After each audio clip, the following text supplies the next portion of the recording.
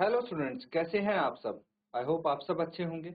ICT virtual classroom में आप सबका स्वागत है। मैं विकास। बच्चों, क्लास 10th का मैथ्स कर रहे हैं हम, और आज एक फ्रेश चैप्टर, फ्रेश टॉपिक हम यहाँ पे स्टार्ट करने जा रहे हैं, जिसका नाम है बच्चों, लिखिए, सब नोट डाउन करेंगे, pair of linear equations, pair of linear equations in two variable. ठीक है, pair of linear equation in two variable. इसको नोट कर लेंगे आप।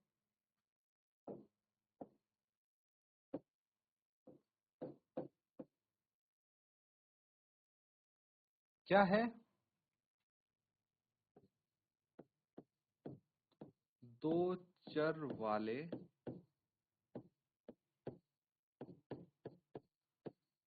रैखिक समीकरण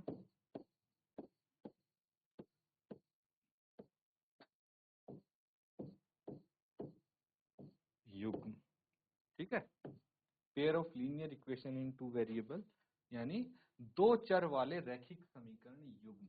ये आपका टॉपिक है जिसको हम यहाँ पे करने वाले हैं। तो कुछ बेसिक चीजें यहाँ पे हम समझेंगे। इससे पहला चैप्टर जो हमने किया था वो किया था पॉलिनोमियल। ठीक है, क्या किया था? पॉलिनोमियल के बारे में हमने जाना था।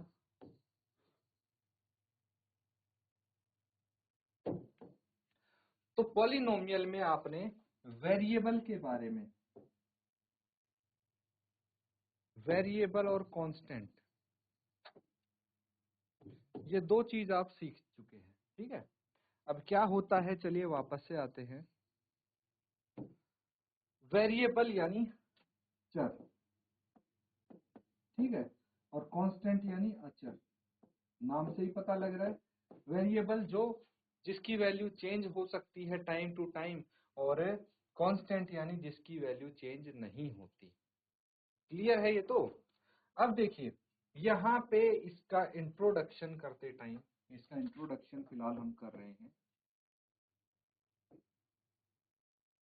तो वन बाय वन हम चीजें समझने की कोशिश करेंगे। ध्यान से देखिए।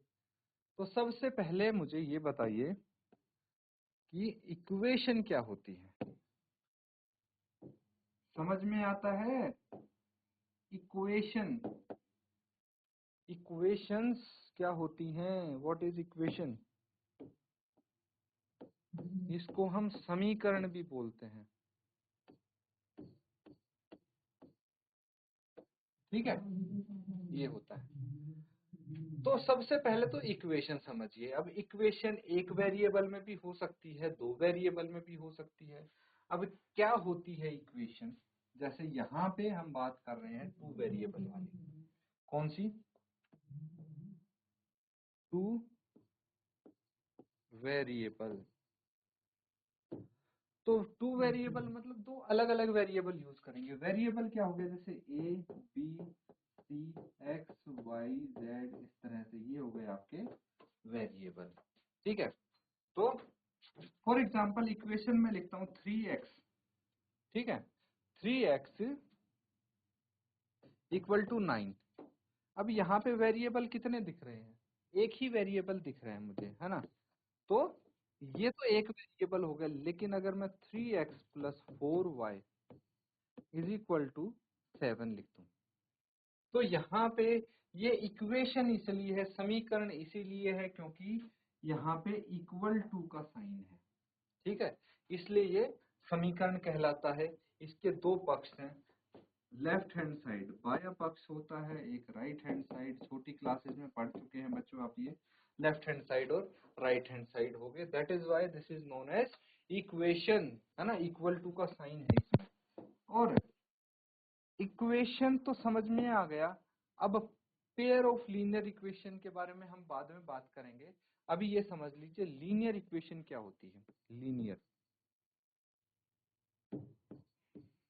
ये भी पिछले चैप्टर से आप याद करने की कोशिश कीजिए। कितने टाइप ऑफ पॉलिनोमियल्स थे जो पावर के आधार पे हम क्लासिफाई करते थे।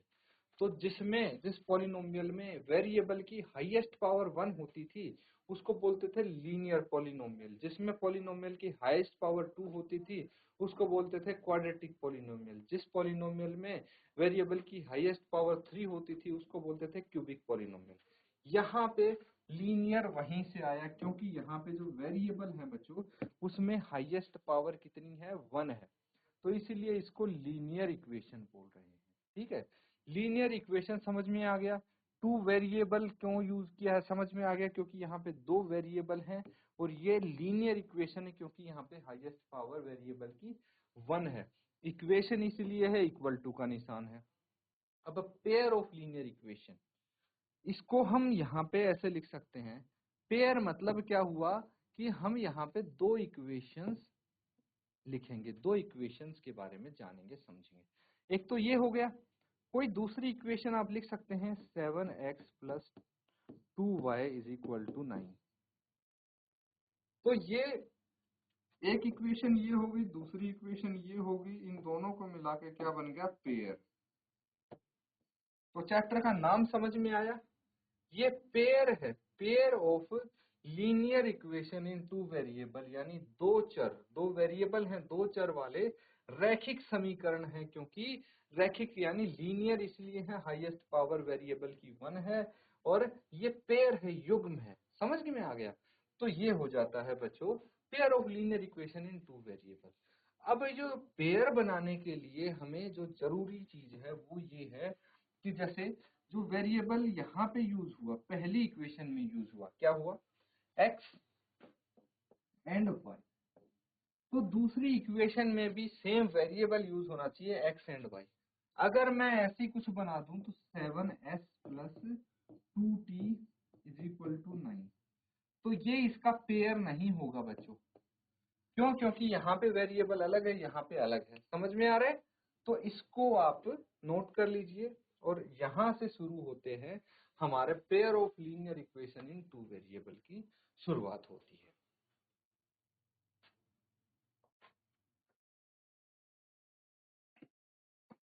अब ठीक है, यहाँ तक चीजें समझ में आ गई, ये बिल्कुल स्टार्टिंग है, बिगिनिंग है बच्चों इस चैप्टर की, ये समझ लेना। यहाँ से इंट्रोडक्शन हमारा शुरू होता है। अब देखिए, जो पेयर ऑफ लीनियर इक्वेशन है उनको हम कैसे लिखते हैं, जो इसकी जनरल फॉर्म है, जनरल फॉर्म हम लिखने की कोशिश करते हैं, a1x plus b1y plus c1 is equal to 0, a2x plus b2y plus c2 is equal to 0। तो ये दो इक्वेशन है, समीकरण है, ये पहला समीकरण, ये दूसरा समीकरण। तो ये पेयर ऑफ लीनियर इक्वेशन है इन टू वेरिएबल और ये इसकी जनरल फॉर्म है। ठीक है, तो यहाँ पे एक चीज समझिए, here x and y are variables। क्या है ये? वेरिएबल्स हैं बच्चों, वेरिएबल्स यानी चर हैं ये। समझ में आ गया? और अगर हम बात करते हैं a1 b1 c1 a2 b2 c2 की, ये है रियल नंबर।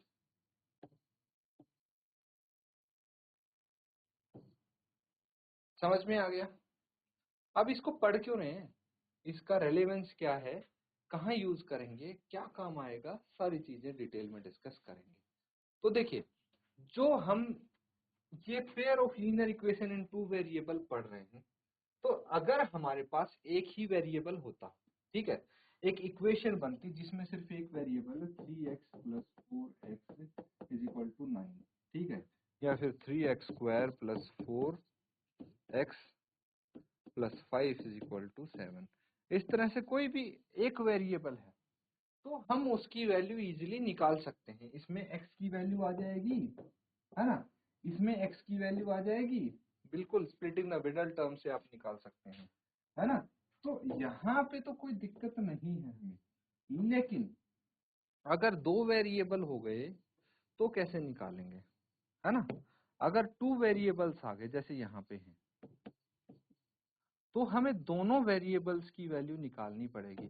बेसिकली यहाँ पे हमें x की वैल्यू एंड y दोनों की वैल्यूज निकालनी पड़ेंगी, और ये जो मान निकाल लेंगे तो हमारे काफी सारी प्रॉब्लम्स सॉल्व हो जाएंगी। आपको डेली लाइफ से रिलेटेड बहुत सारी यहाँ पे प्रॉब्लम्स सॉल्व करने को मिलेंगी, जिनको हल करके आप इसका यूज करके उनको हल कर सकते हैं। और बेसिकली पूरी प्रॉब्लम पहले आप इस फॉर्म में लिखना है आपको।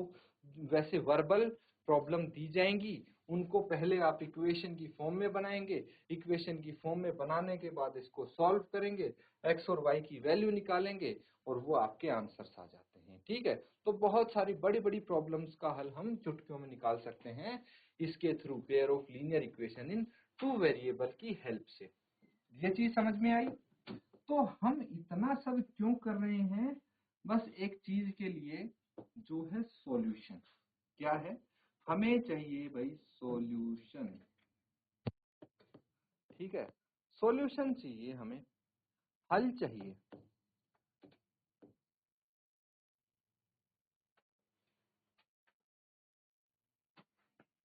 ठीक है बच्चों, समझ में आ गया? तो हम जो सब कुछ यहाँ पे कर रहे हैं, इतनी मेहनत वो कर रहे हैं सिर्फ एक चीज के लिए, हल के लिए। जो भी हमारी समस्या होगी, प्रॉब्लम होगी, उसका हल चाहिए हमें। और हल का एक मेथड है, तरीका है पेयर ऑफ लीनियर इक्वेशन को सॉल्व करने के लिए। तो इसको सॉल्व कितने तरीके से किया जा सकता है? सबसे पहला है ग्राफिकल मेथड। ठीक है, एक तरीका है भाई ग्राफ की मदद से, है ना, एक्स एक्सिस वाई एक्सिस, ये तो आपको पता होगा, है ना। तो एक्स एक्सिस वाई एक्सिस पे हम जो लाइंस हैं, पेयर ऑफ लीनियर इक्वेशन है ना, तो इन इक्वेशंस को ड्रॉ करेंगे और यहाँ से एक्स और वाई की वैल्यू हम निकाल लेंगे। तो एक तो तरीका ये है। अब सारी चीजें हम प्रॉपरली यहाँ पे समझने की कोशिश करेंगे। हम x की और y की वैल्यू यहाँ पे कुछ इस प्रकार से निकालेंगे कि x की कुछ वैल्यू रखेंगे जिससे इक्वेशन में y की वैल्यू आ जाएगी, x की कोई दूसरी वैल्यू रखेंगे जिससे कोई y की दूसरी वैल्यू आ जाएगी, उसको यहाँ पे प्लॉट करेंगे और जहाँ पे लाइन से मीट करेंगी वो उसका सॉल्यूशन हो गया। ठीक है, तो ये हो जाता है।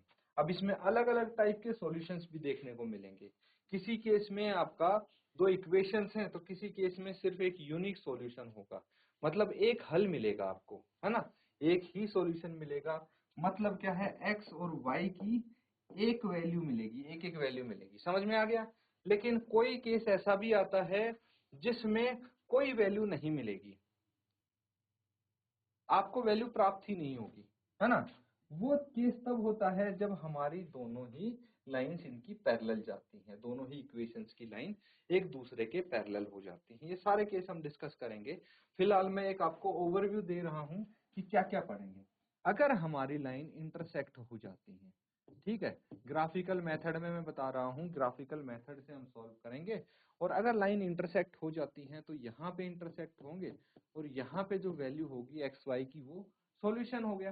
तो इस केस में एक हल हमें प्राप्त हो जाएगा।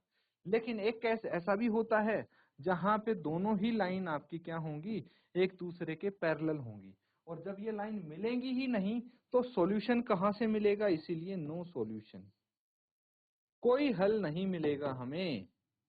ठीक है, और एक कंडीशन ऐसी बनती है जहां पे एक लाइन है और इसके ऊपर दूसरी लाइन कोइंसाइड करती है, तो ये तो हर पॉइंट पे लाइन मिल रही हैं, इसलिए इन पे क्या होगा, इनफाइनाइट सॉल्यूशन होंगे। इनफाइनाइटली मैनी सॉल्यूशंस आप बोल सकते हैं। तो ऐसी ऐसी कंडीशंस आपके सामने आ सकती हैं। तो एक तरीका हो गया कि ग्राफिकल मेथड, ठीक है, जिससे हम सॉल्व कर सकते हैं। लेकिन ग्राफिकल मेथड कई बार काफी कॉम्प्लिकेटेड हो जाते हैं, कई बार बहुत लंबे लंबे मेथड्स आपको देखने को मिलते हैं, बहुत बड़ा क्वेश्चन हो जाता है, तो उसके लिए अलग तरीके भी हैं हमारे पास। तो दूसरा तरीका जो है वो है एल्जेब्रिक मेथड।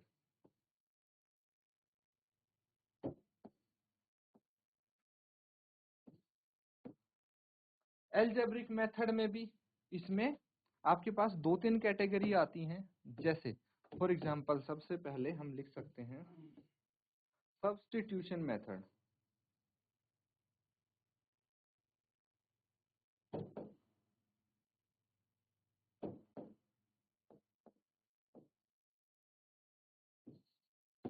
क्या हो गया? Substitution method. और हो गया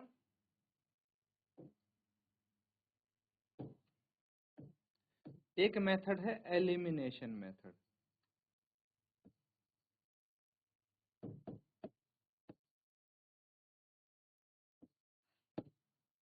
ठीक है। एक और मेथड था बच्चों, क्रॉस मल्टीप्लिकेशन मेथड। ठीक है, ये मेथड भी था क्रॉस मल्टीप्लिकेशन, लेकिन फिलहाल ये आपके सिलेबस से हट गया है, तो ये हमें करने की जरूरत नहीं है। पता होना चाहिए आपको कि भाई तीसरा एक और मेथड था एल्जेब्रिक मेथड में, जो कि क्रॉस मल्टीप्लिकेशन मेथड है, वज्र गुणन विधि जिसको हम बोलते हैं। तो ये पहले होता था, लेकिन अब आपके सिलेबस से हट गया है। अब आप एल्जेब्रिक मेथड के अंतर्गत 2 ही मेथड करेंगे, सब्स्टिट्यूशन मेथड और एलिमिनेशन मेथड। सब्स्टिट्यूशन मेथड क्या हो गया? ये होता है बच्चों प्रतिस्थापन विधि, इसको हम बोलते हैं। ठीक है, प्रतिस्थापन विधि। एलिमिनेशन मेथड यानी विलोपन विधि बोलेंगे इसको, बोलेंगे विलोपन विधि। तो ये जो मेथड है, समझ गए आप कौन से मेथड है? अब इतने सारे तरीके हैं जिनकी मदद से आपको सॉल्यूशन मिल सकता है। अब हर एक मेथड डिटेल में डिस्कस करने वाले हैं हम, पहले इसको नोट कर लेंगे।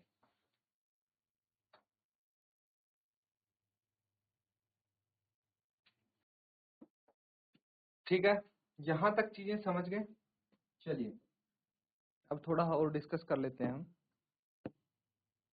तो यहाँ पे हमारे पास अलग अलग सॉल्यूशंस मिलेंगे हमें। ठीक है, अलग अलग कंडीशंस में अलग अलग सॉल्यूशन मिलेंगे। एक आता है बच्चों यूनिक सॉल्यूशन। यूनिक सॉल्यूशन बोल सकते हैं इसको, या फिर हम बोल सकते हैं एग्जैक्टली वन सॉल्यूशन। ठीक है, या तो यूनिक सॉल्यूशन या फिर एग्जैक्टली वन सॉल्यूशन। तो इसका जो ग्राफिकल रिप्रेजेंटेशन होता है, क्या होता है? ग्राफिकल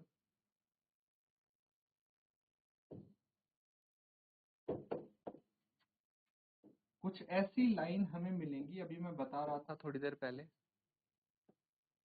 यहाँ पे जहां पे इंटरसेक्ट करती हैं वहां पे हमें एक सॉल्यूशन मिल जाएगा। ठीक है, ये वाला। तो यहाँ पे बोल सकते हैं हमें मिलेंगी इंटरसेक्टिंग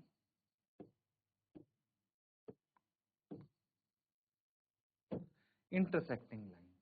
ठीक है, इंटरसेक्टिंग लाइंस हमें मिलेंगी, और यहाँ पे क्या होगा, हमें एक सॉल्यूशन मिल जाएगा। जब हम ग्राफ पे लाइन ड्रॉ करेंगे तो लाइंस हमारी इंटरसेक्ट करेंगी और एक यूनिक सॉल्यूशन मिल जाएगा।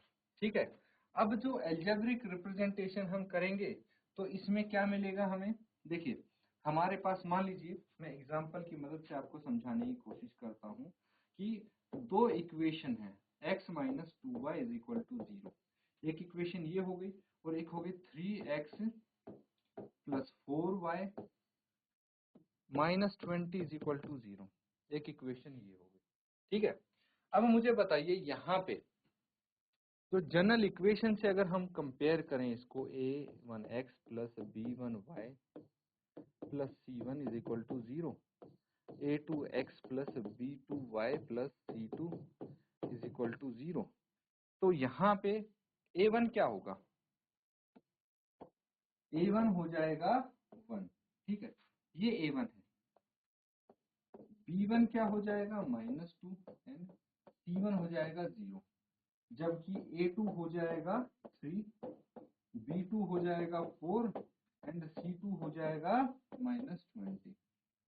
ठीक है, तो हम क्या करेंगे, सबसे पहले A1/A2 निकालने की कोशिश करेंगे जो कि है 1/3।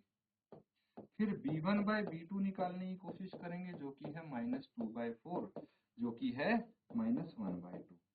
ठीक है, और C1/C2 क्या हो जाएगा, ये हो जाएगा आपका 0/-20। ठीक है, तो यहां से हमें ये पता लगता है because A1/A2 is not equal to B1/B2। तो अगर हम चेक करना चाहते हैं कि भाई कोई इक्वेशन आपको दे दी और आपको पता लगाना है इस इक्वेशन को बिना सॉल्व किए कि आपको किस टाइप का सॉल्यूशन मिलेगा, तो अगर A1/A2 बराबर नहीं है B1/B2 के, तो यहाँ मिलेगा आपको unique solution, exactly one solution. समझ में आ गया? तो इसको नोट कर लेंगे। अभी हम सिर्फ इंट्रोडक्शन पार्ट पे हैं, धीरे धीरे आगे बढ़ेंगे, क्वेश्चंस भी करेंगे, अलग अलग मेथड सीखेंगे, कैसे कौन से मेथड से किस प्रकार से हल करते हैं, सारी चीजें डिटेल में डिस्कस करेंगे। फिलहाल के लिए आप इसको रिवाइज करें। इसी के साथ आज का सेशन यहाँ पे एंड करेंगे। Thank you and have a nice day.